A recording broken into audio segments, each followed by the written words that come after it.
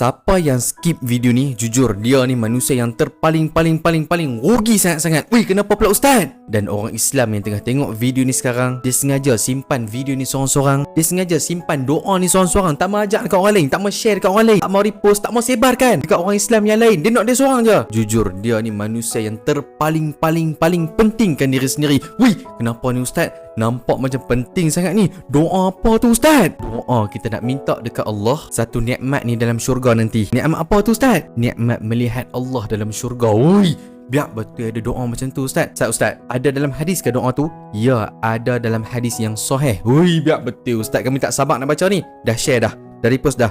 Jom kita baca doa ni sama-sama. Semoga kita semua, ahli keluarga kita dan semua umat Islam berpeluang untuk masuk dalam syurga dan dapat satu nikmat ni, nikmat melihat Allah suatu hari nanti dalam syurga. Amin ya rabbal alamin.